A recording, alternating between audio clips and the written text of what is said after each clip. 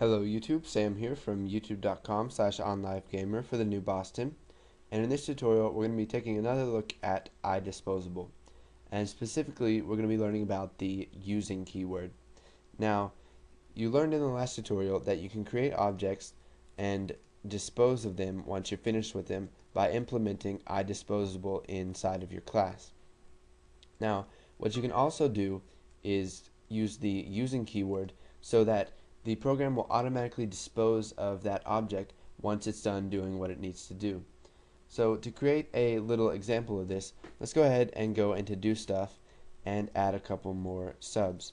So public sub, let's see,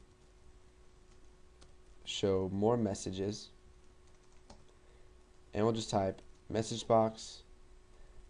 This is a message, and we can go ahead and copy that a couple more times.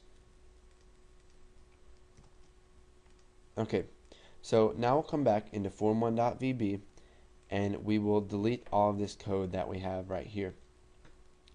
And what we can do instead of creating a new object by using the dim keyword, we can go ahead and type using. And you can see that the description says a using block does three things. It creates and initializes variables in the resource list. It runs the code in the block, and it disposes of the variables before exiting. So it pretty much just does what it needs to do and then gets rid of everything after it's done. So let's go ahead and set a name for the object of do stuff that we want. So let's just call this one my do stuff and then we're going to use the new keyword.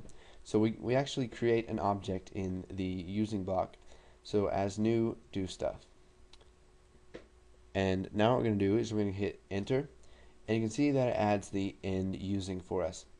So we can type my do stuff dot show message, and then we can go ahead and run this, and you can see that when we click show message, it says this is a message, and then once we click OK, the compiler will know, or your program will know that it is done using my do stuff, and it will get rid of it. So we can also add more code in here. So my do stuff dot show more messages.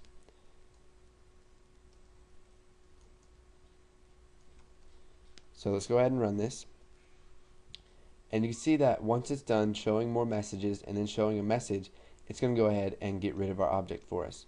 So we click show message, it'll say this is a message, and then this should be the last one. We click OK, and it gets rid of our object for us. But if you notice that if we try to access my do stuff outside of our using block, we're going to get an error. Now this is an example of scope, and what scope is if you remember from one of the previous tutorials, is that wherever you define your variable, that's the only place it can be used. So if I define a variable inside here as string, if I try to access that outside of this sub right here, I'm going to get an error because it is only allowed to be used inside of this sub right here. And the same applies for the using block.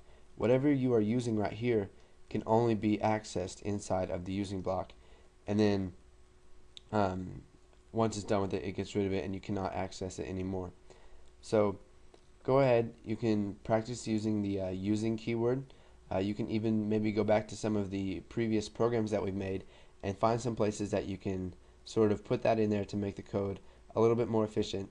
And then once you do that, go ahead and move on to the next tutorial, and we will be learning more about iDisposable. So thanks for watching.